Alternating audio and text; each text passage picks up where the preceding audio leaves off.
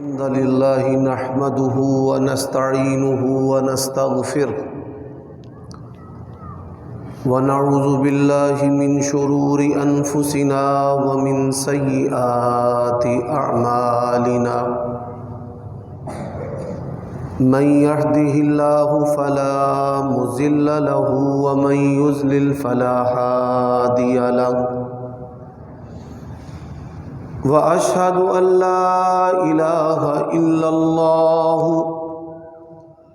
وحده لا شريك له وأشهد أن محمدًا عبده ورسوله أما بعد فإن خير الحديث كتاب الله وخير الهدي هدي محمد صلی اللہ علیہ وآلہ وسلم وشر الأمور محدثاتها وكل محدثة بدعة وكل بدعة ضلالة وكل ضلالة في النار اللهم صل وسلم على نبينا محمد وبارك وسلم وصل عليه أعوذ بالله من الشيطان الرجيم من همزه ونفخه ونفثه يا أيها الذين آمنوا اركعوا واسجدوا واعبدوا ربكم وافعلوا الخير لعلكم تفلحون۔ عیوب اور نقائص سے منزہ اور پاکیزہ تمام قسم کی حمد و ثنا اللہ وحدہ لا شریک لہ کے لیے، اور درود و سلام شفیع للمذنبین خاتم النبیین رسول کریم رؤوف الرحیم صلی اللہ علیہ وآلہ وسلم کی ذات اقدس پر۔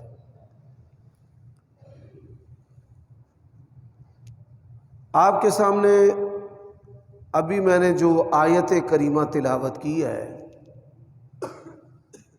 یہ سورۃ حج کی ایک آیت کریمہ ہے۔ اس کا جو آسان ترجمہ ہے، اللہ تبارک و تعالی نے اہل ایمان کو رکوع اور سجود اور اپنے پروردگار کی جو عبادات ہیں وہ بہترین طریقے سے کرنے کا حکم دیا ہے۔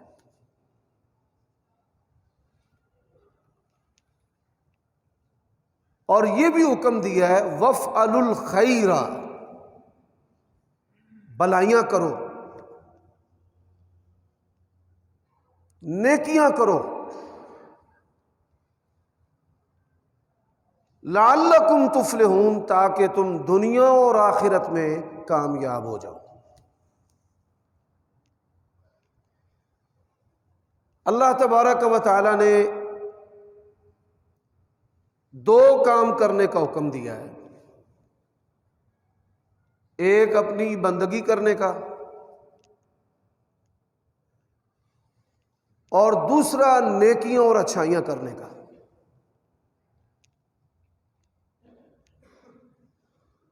جو اللہ تبارک و تعالی کی بندگی ہے، اس کی بنیادی طور پر تین قسمیں ہیں۔ ہر نمازی جو ہے وہ نماز کے اندر اس کا اظہار کرتا ہے، التحیات للہ والصلوات والطیبات، زبان سے اللہ تبارک و تعالی کی بندگی کرنا، جسم کے ساتھ اللہ تبارک و تعالی کی بندگی کرنا، اور مال کے ساتھ اللہ تبارک و تعالی کی بندگی کرنا۔ بندگی جو ہے اس کے کچھ مقاصد ہیں، نماز کا جو مقصد ہے ان الصلاۃ تنہی عن الفحشاء والمنکر، نماز جو ہے وہ انسان کو بے حیائی اور گناہوں سے، معاشرے کے اندر جن کو معیوب سمجھا جاتا ہے ان چیزوں سے بھی نماز جو ہے وہ روکتی ہے۔ اسی طرح جو روزہ ہے، یا ایھا الذین آمنوا کتب علیکم الصیام کما کتب علی الذین من قبلکم لعلکم تتقون، اس کا مقصد جو ہے یہ بھی پرہیزگاری ہے۔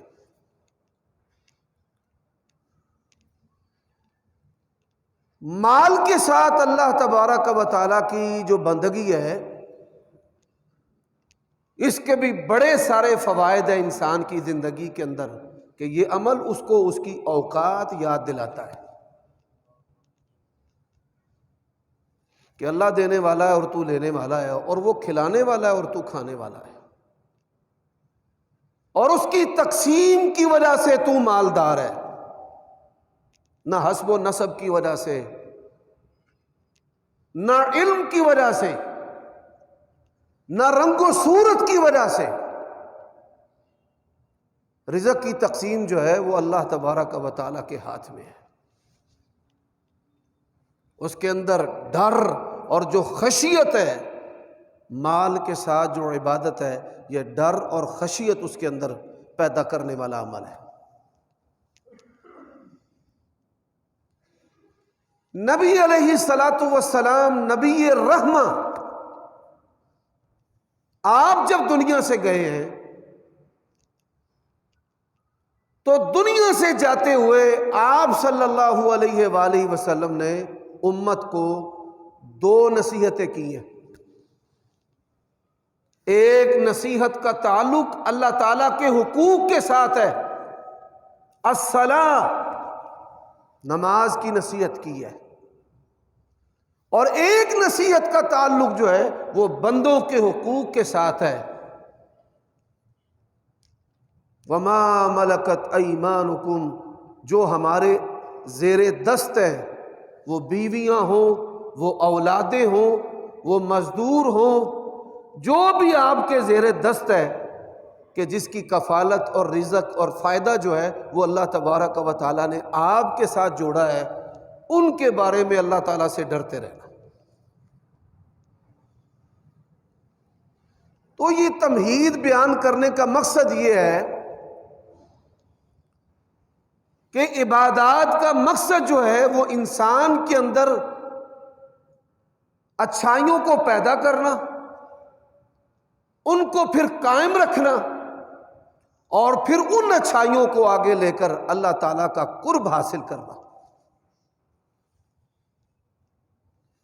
گناہوں سے بچنا، گناہوں کو چھوڑنا، اور بتدریج ان سے ہٹتے ہٹتے انسان اور اس کے گناہوں کے درمیان جو ہے وہ اللہ تبارک و تعالیٰ ایسی رکاوٹیں کھڑی کر دیتا ہے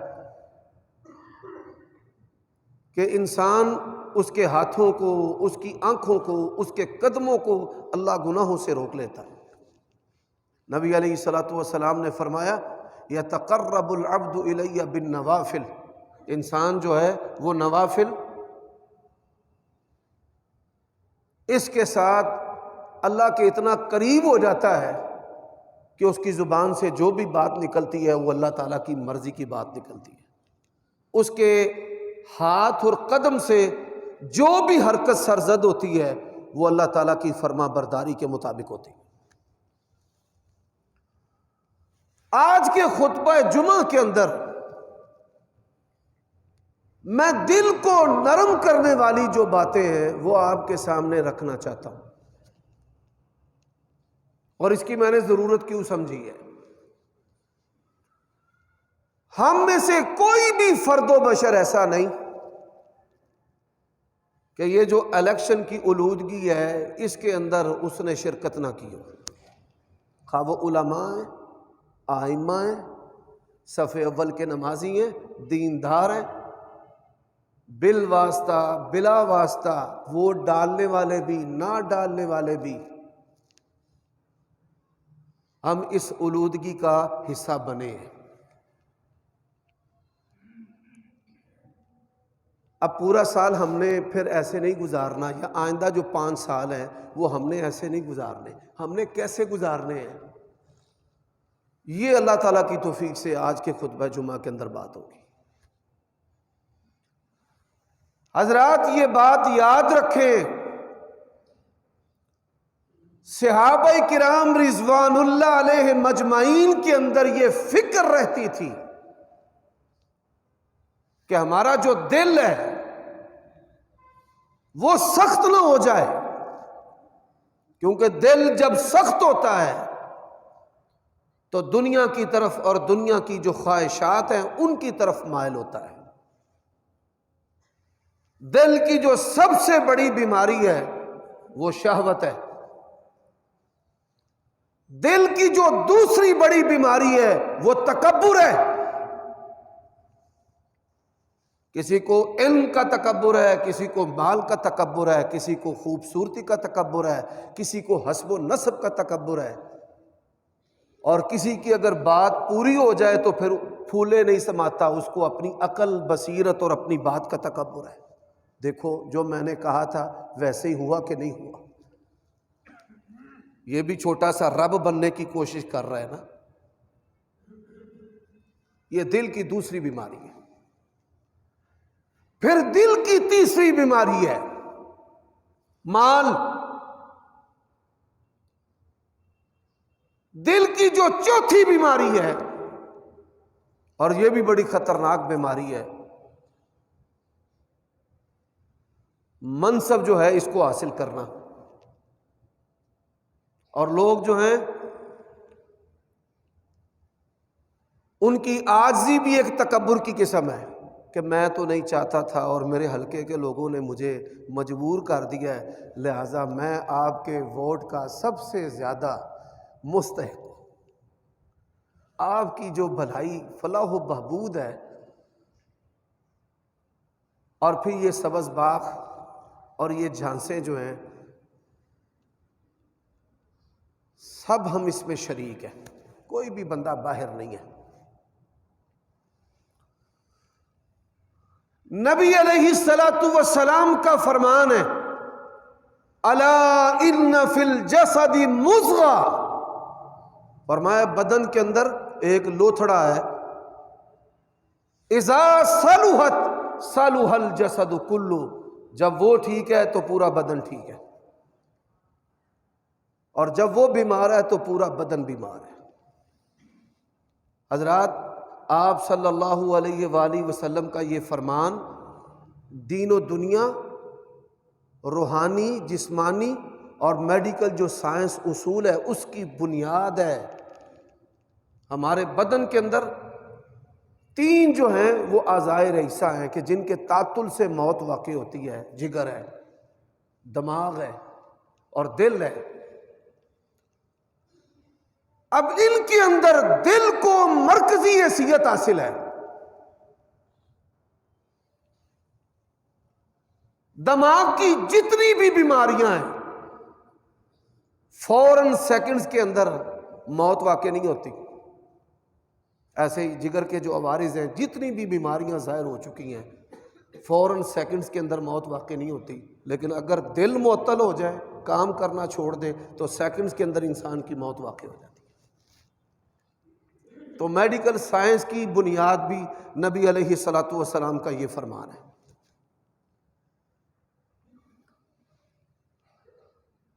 اب آپ صلی اللہ علیہ وآلہ وسلم نے کیا فرمایا؟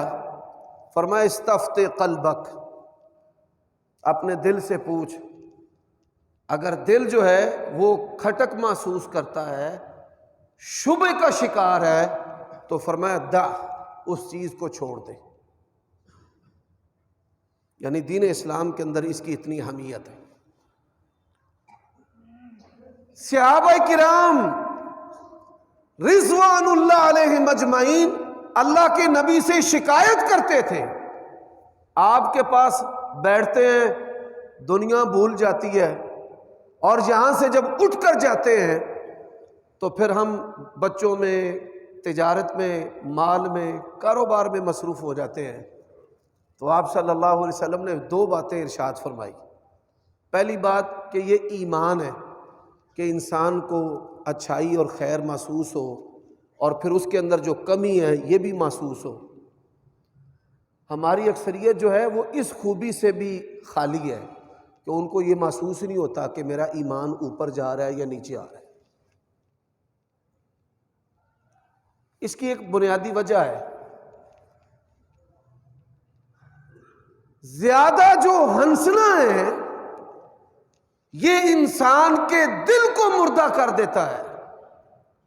یہ ڈوم، نٹ، گویے، مراسی اور فنکار اور اداکار، کوئی مذہبی غیر مذہبی، یہ جگت باز جو ہیں ان کی باتیں لوگ سن سن کر معزوز ہوتے ہیں، مسکراتے ہیں، اور پھر ایسے بھی لوگ آ چکے ہیں مارکیٹ کے اندر کہ جو ان چیزوں کو مسجدوں کے اندر ممبروں اور مصلوں پر کرنا شروع کر دیتے ہیں اور لوگوں کو ہنساتے ہیں۔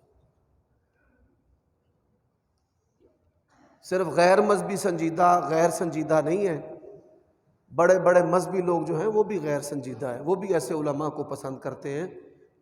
ہونا تو یہ چاہیے کہ ہم علماء کو سنیں، ہمیں آخرت کی فکر نصیب ہو، ہم روئیں، ہمیں اپنی اصلاح کی فکر ہو، ہمیں اپنے گناہ یاد آئیں، ہمارے اندر نیکیوں کی رغبت پیدا ہو۔ لیکن ایسے ہیں کہ ایک فنکار اور جگت باز کے اندر اور اس کے اندر کوئی فرق باقی نہیں رہا۔ لوگ مسجدوں کے اندر بیٹھ کر ہاتھوں پہ ہاتھ مارتے ہیں، تالیاں مارتے ہیں، ٹھٹھا کرتے ہیں۔ یہ دل کی سختی ہے اور عادت بن چکی ہے ہنسنا ہنسانا۔ اور یہ دلچسپی دیکھ کر مولویوں نے بھی ہنسانا مسجدوں کے اندر شروع کر دیا ہے کہ جو مولوی جتنا زیادہ ہنساتا ہے اتنا ہی زیادہ لوگوں کا مجمع ہوتا ہے، چلو بھائی اس کے پاس چلتے ہیں، بڑا ہنساتا ہے، بڑا مزہ آتا ہے اس کی تقریر سننے سے۔ تو یہ دل مردہ ہو گیا بھائی، یہ بڑی فکر کی بات ہے۔ تو نبی علیہ السلام نے دوسری بات کیا ارشاد فرمائی؟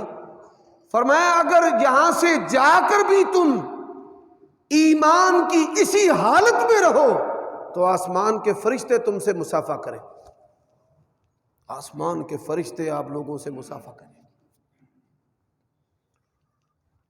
اچھا جی، دل کی جو سختی ہے اس کا جو ایک بنیادی سبب وجہ ہے وہ ہے کہ ہماری زندگیوں کے اندر جو حواس ہیں، ہمارے کان، ہماری آنکھیں، ان کے اندر قبر، موت، موت کی سختیاں اور موت کی طرف جو لے جانے والی چیزیں ہیں وہ نہیں ہیں، وہ شامل نہیں ہیں۔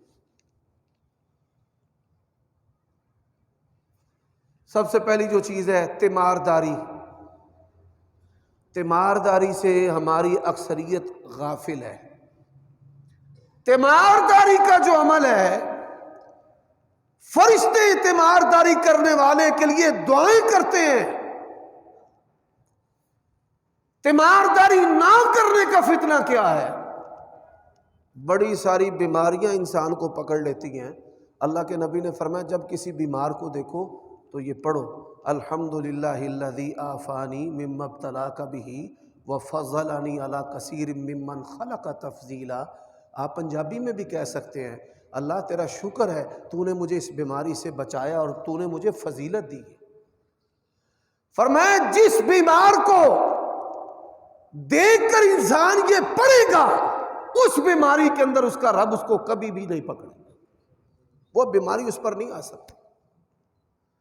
اچھا، جب انسان تیمارداری کرنے کے لیے جاتا ہے نا تو اس پر نرمی آتی ہے، فکر آتی ہے، ڈر آتا ہے، پھر وہ سوچتا ہے کہ یہ بیماری ان وجوہات سے ہوئی ہے، میں نے ان وجوہات سے بچنا ہے۔ اچھا جی، تیمارداری جو ہے یہ بھی آپ صلی اللہ علیہ وآلہ وسلم نے فرمایا کہ مسلمان کے مسلمان پر 6 حق ہیں، ان میں ایک حق ہے بیمار کی بیمار پرسی کرنا، اور دوسرا حق ہے کہ اگر کوئی شخص دنیا سے چلا جائے تو اس کا جنازہ پڑھنا، اس کی قبر پر جا کر دعا کرنا۔ اور آپ یہ سن کر حیران ہوں گے کہ ہم ویلے بھی ہیں، فارغ ہیں، جنازوں میں جاتے نہیں ہیں، اور اگر جاتے ہیں وہیں سے دوڑ کر آ جاتے ہیں، قبر پر نہیں جاتے۔ قبر پر آپ دیکھیں جنازے میں اگر 1000 افراد ہیں تو قبر پر بمشکل 100 افراد ہیں۔ اور نبی علیہ الصلوۃ والسلام نے کیا فرمایا؟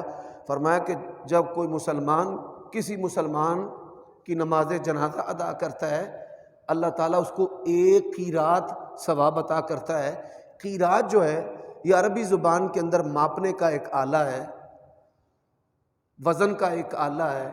اور نبی علیہ السلام نے فرمایا کہ قیرات سے کیا مراد ہے؟ فرمایا احد پہاڑ کے برابر اللہ تعالیٰ اس کو ثواب عطا کرتا ہے۔ اور جب قبر پر جائے تو فرمایا 2 قیرات۔ اب عمل جو ہے وہ چھوٹا سا ہے۔ ہمارے پیارے نبی علیہ السلام کے اس فرمان کا مقصد کیا ہے کہ یہ قبر پر جائیں، دعا کریں، ان کے دل دماغ کے اندر قبر کی فکر، آخرت کی فکر جو ہے وہ پیدا۔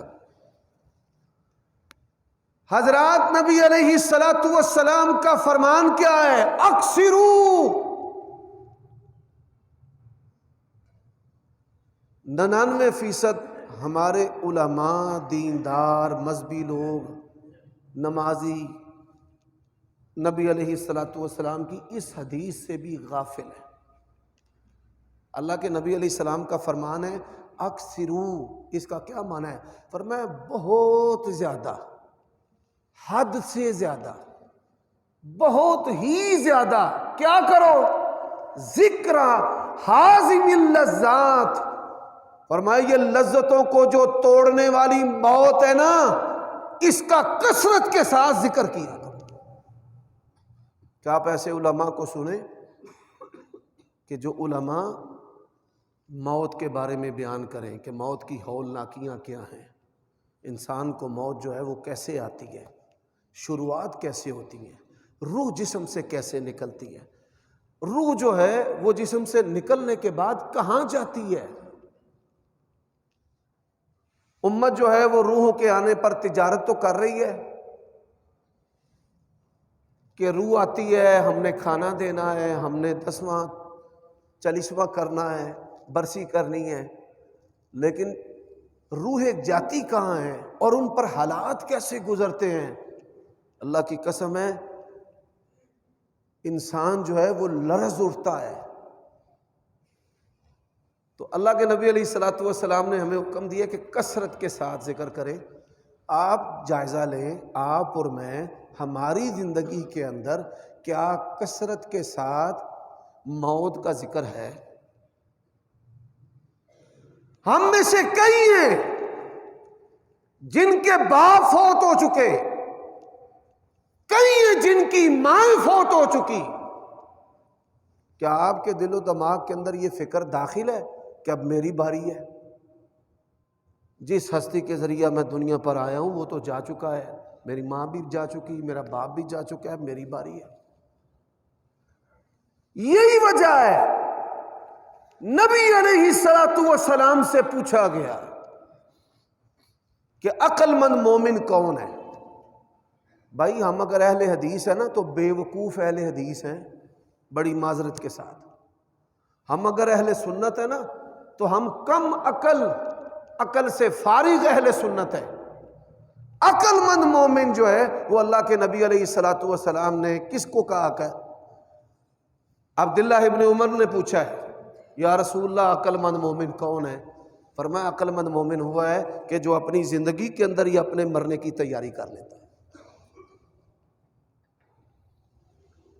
کس کس نے ہم میں سے اپنے زندگی کے اندر ہی مرنے کی تیاری کی ہے؟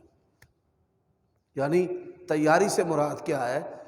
ابھی اس کے جسم سے، بدن سے روح جو ہے وہ نکل جائے، نہ اللہ کے حقوق کے بارے میں اس سے سوال ہو، نہ لوگوں پر جو ظلم و ستم اور لوگوں کے جو حقوق و فرائض ہیں اس کے بارے میں سوال ہو۔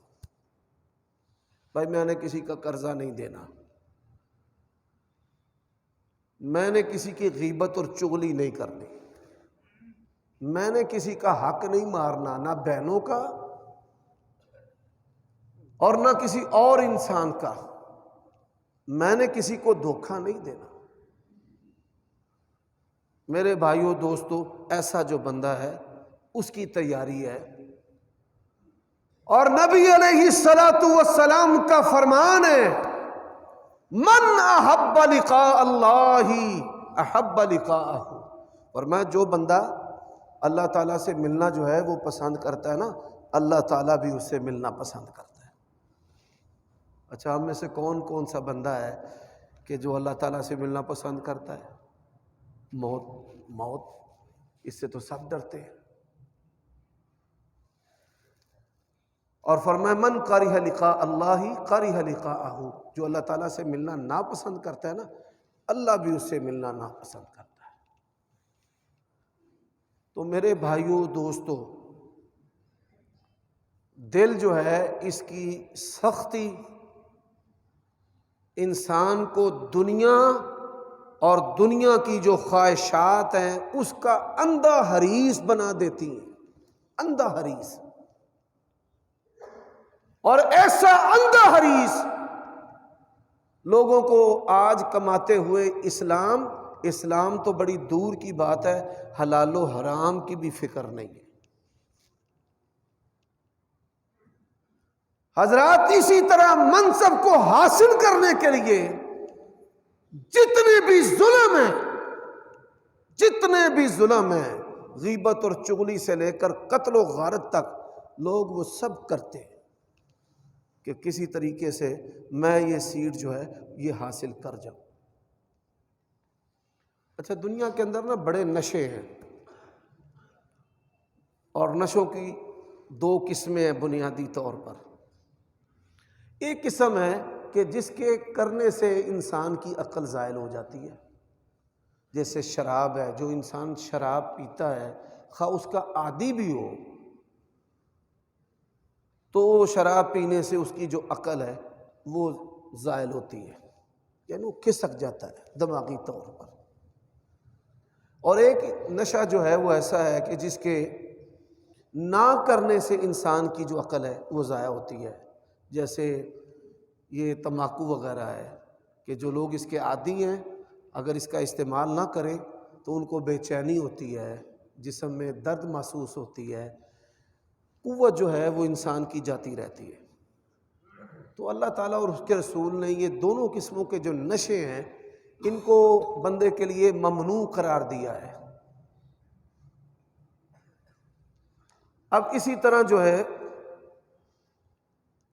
انتہائی مہلک جو ہیں وہ نشے ہیں، جن میں ہیروین کا نشہ ہے کہ جو انسان اس کا عادی ہے وہ معاشرے سے کٹ کے رہ جاتا ہے، کسی قابل نہیں وہ رہتا۔ حضرات، سب سے بڑا جو نشہ ہے نا وہ اقتدار کا نشہ ہے۔ یہ بادشاہ سلامت اور یہ پرائم منسٹر اور یہ چیف منسٹر اور ان کے آگے اور پیچھے انسانوں کی جھکی ہوئی گردنیں جو ہے نا، یہ سمجھتے ہیں کہ ہم رب ہیں۔ یہ بڑا نشہ ہے، اور یہ نشہ جو ہے ان کو ان کے بد انجام سے غافل رکھتا ہے۔ جب تک اس حالت میں ہوتے ہیں نا تو ان کو اپنے فیوچر اس کی پرواہ نہیں ہوتی، جس طرح ہیروین کے نشائی کو اپنے مستقبل کی پرواہ نہیں نا، تو اس کیفیت میں رہنے والا جو جھوٹا رب ہے اس کو بھی اپنے مستقبل کی پرواہ نہیں ہوتی۔ میرے بھائیوں دوستو، دل جو ہے اس کی جو نرمی کی علامات ہیں وہ کیا ہیں؟ نرمی کی علامات جو ہیں، جس بندے کا دل نرم ہونا اس کے اندر کچھ نشانیاں ایسی ہوتی ہیں۔ پہلی نشانی فرمایا من کان یؤمن باللہ والیوم الآخر فلیکن خیرا او لیصمت، جس کا اللہ اور آخرت کے دن پر ایمان ہے، شریعت نے بڑی ساری باتوں پر آخرت کے دن کا ذکر کیا ہے۔ اس کا مقصد کیا ہوتا ہے؟ ڈراوا، کہ تم نے اللہ کی بارگاہ میں پیش ہونا ہے، اللہ نے وہاں تم سے پوچھنا ہے، اور پوچھنا کیسے ہے؟ نبی علیہ السلام نے فرمایا بندے اور اللہ کے درمیان کوئی ترجمان حائل نہیں ہوگا۔ ساریاں بولیاں اللہ نے آمدیاں نے، کوئی سریکی ہے، کوئی پنجابی ہے، کوئی سندھی ہے، کوئی پٹھان ہے، ساری بولیاں جو ہیں اللہ کو آتی ہیں۔ اللہ بات کرے گا، کوئی اللہ اور بندے کے درمیان حائل نہیں ہوگا، اور پھر اللہ پوچھے گا۔ نبی علیہ السلام کا فرمان ہے کسی بھی انسان کے قیامت کے دن قدم اپنی جگہ سے ہلنا تو بڑی دور کی بات ہے، سرکیں گے بھی نہیں، جمے رہیں گے وہاں پہ ایسے، اس کا پاؤں اس کی جگہ سے ہلے گا نہیں۔ فرمایا جب تک اللہ تبارک و تعالی چند سوال اس سے نہیں کرے گا۔ پہلا سوال ان شباب فیما ابلا، تجھے جوانی دی ہے کدھر گزار کے آیا؟ ان عمر فیما افنا، تجھے زندگی دی کہاں گزار کر آیا ہے؟ اور نبی علیہ السلام کا فرمان ہے کہ جس سے سوال ہو گیا نا وہ ہلاک ہو گیا۔ من سئل فقد ہلک۔ تو بعض ایسے مقامات ہیں جہاں پر اللہ تعالیٰ اور اس کے رسول نے آخرت کا ذکر کیا ہے۔ زبان ایک ایسی چیز ہے، یہاں پر بھی آخرت کا ذکر کیا گیا ہے۔ فرمایا من کان یؤمن باللہ والیوم الآخر، اور جس کا اللہ اور آخرت کے دن پر ایمان ہے، فلیکن خیرا، وہ اچھائی کہے یا چپ رہے۔ اب ماشاءاللہ ہم پاکستانی جو قوم ہے، پاکستانی قوم نہیں بلکہ امت مسلمہ، اور پھر ہمارے موٹیویٹر، ہمارے سیافی حضرات، ہمارے اینکرز، ان کی زبانیں اس طرح چلتی ہیں جیسے موٹر پر پٹا چلتا ہے۔ چاہے تو ذرے کو، رائی کو پہاڑ بنا دیں، اور چاہے پہاڑ کو ذرہ کر دیں، ایسے ایسے ظلم کرتے ہیں۔ تو نبی علیہ السلام نے فرمایا کہ جس کا اور اللہ آخرت کے دن پر ایمان ہے، اچھی بات کہے یا خاموش۔ تو زیادہ جو بولنا ہے، جس طرح زیادہ ہنسنا دل کو مردہ کرتا ہے، اسی طرح زیادہ بولنا یہ کیا کرتا ہے؟ دل کو مردہ۔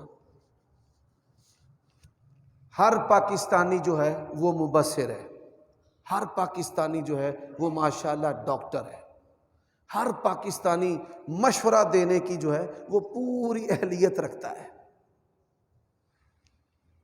حالانکہ نبی علیہ السلام نے کیا فرمایا ہے؟ کئی بندے نا یہ ٹوٹکے، یہ نسخے بتاتے رہتے ہیں، تو رسول اللہ صلی اللہ علیہ وسلم نے فرمایا جس نے کوئی ٹوٹکا، کوئی نسخہ بتایا بغیر علم کے اور اس کا نقصان ہو گیا، فرمایا من تببب بغیر علم فہو ضامن، یہ سنیاسی باوے اور یہ ٹوٹکا ساز اور ٹوٹکے بتانے والے اگر میرے کسی امتی کا نسخہ تمہارا استعمال کر کے، ٹوٹکا جو ہے استعمال کر کے نقصان ہو گیا، فرمایا قیامت کے دن ہم نے اسے بھر لینا ہے۔ ادھر آ بھائی، رب کے اس بندے کا تیرے نسخے سے نقصان ہو گیا، ادھر آ، اللہ کی عدالت میں جواب دے۔ تو کوشش کیا کریں آپ خیر کہیں، خیر کے علاوہ جو ہے وہ شر اور سیاسی مبصر اور تبصرے، کون جیت رہا ہے، کون ہار رہا ہے، اور کیسے ہوگا اور کیوں ہوگا۔ نبی علیہ السلام نے فرمایا کسی بھی انسان کے اچھے اسلام کی علامت اور نشانی یہ ہے کہ وہ لا یعنی جو چیزیں ہیں نا، بے مقصد جو چیزیں ہیں، اس کو چھوڑ دیتا ہے۔ بھائی آپ نہ آپ کا تعلق جو ہے وہ کسی وزارت سے، نہ کسی مشارت سے، آپ اپنے گھر بیٹھ کر ہی اپنا ایمان جو ہے وہ ضائع کر رہے ہیں، اپنے ایمان کو بیچ رہے ہیں۔ اس بدبودار ماحول سے نکلیں حضرات۔ اسی طرح جیسے میں نے بتایا کہ موت کا ذکر جو ہے وہ ہماری زندگی کے اندر ہونا چاہیے، اس سے جو ہے وہ انسان کا دل جو ہے وہ نرم رہتا ہے۔ ہمیں زیادہ نہیں بولنا چاہیے، بے مقصد لا یعنی جو چیزیں ہیں ان کے اندر غور و فکر کرنا، ان کے اوپر اپنی صلاحیتیں اور اپنی قوتوں کو لگانا جو ہے حضرات، اسی طرح شریعت اسلام نے کہا ہے العلم قبل العمل،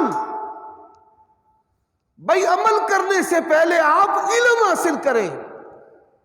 علم جو ہے وہ انسان کے اندر اللہ کا ڈر پیدا کرتا ہے۔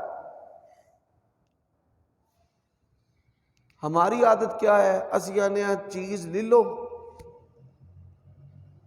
منڈے نو موٹر سائیکل دی جانچ آپ ہی آ جائے گی، ٹریکٹر چلانی، یہ ٹریکٹر جو ہے بڑی گاڑیاں چلانی خود ہی آ جائیں گی، اندر چیز ہونی چاہیے چلانی آ جاندی ہے۔ یہ ہمارے ہاں ایک جملہ ہے، یہ بھی شریعت کے منافی چیز ہے، اس سے نقصان ہوتا ہے۔ آپ نے دیکھا ہے کہ اکثر جو ایکسیڈنٹ ہوتے ہیں جن کے اندر بڑے بڑے افراد لوگ جو ہیں وہ مر جاتے ہیں، قتل ہو جاتے ہیں، چھوٹا بچہ موٹر سائیکل چلا رہا ہے، گاڑی چلا رہا ہے، نہ تجربہ کار جو ہے وہ گاڑی چلا رہا ہے، اس کے پاس لائسنس نہیں ہے، اس چیز کا ہنر نہیں ہے، تو وہ اپنا بھی نقصان کرتا ہے اور وہ معاشرے کا بھی نقصان کرتا ہے۔ یہ جو چیزیں ہیں نا، انسان کی طبیعت کے اندر آداب، اس کی اچھی عادات، غور و فکر، علم، یہ ہونا چاہیے۔ جہالت اور جہالت کی بنیاد پر بے پرواہی نہیں ہونی چاہیے۔ وہ بے پرواہی ہمارے ہاں ایک انتہائی احمقانہ جملہ استعمال کیا جاتا ہے، جملہ تو بڑا پیارا ہے لیکن اس کا استعمال ہم گناہوں پہ کرتے ہیں۔ اور جیڑی رات قبر دے وچے نا او باہر نہیں، کسی سے لڑائی کرنی ہے جیڑی رات قبر دے وچے او باہر نہیں، دو نمبری کرنی ہے جیڑی رات قبر دے وچے او باہر نہیں۔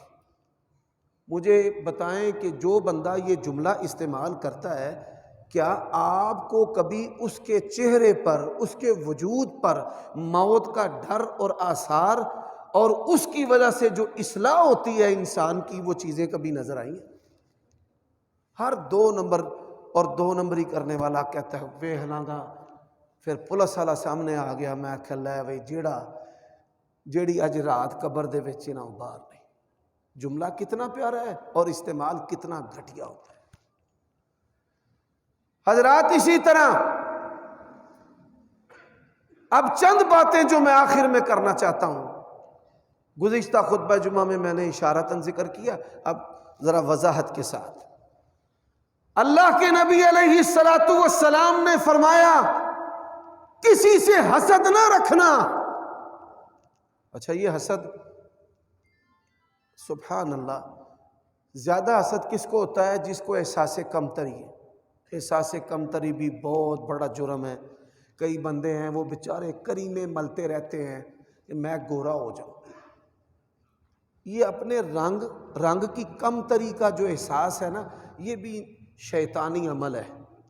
اللہ نے جو بنایا ہے اس کی مرضی سے بنایا ہے، یہ خوب ہے، اچھا ہے، گندمی ہونا کوئی عیب نہیں ہے۔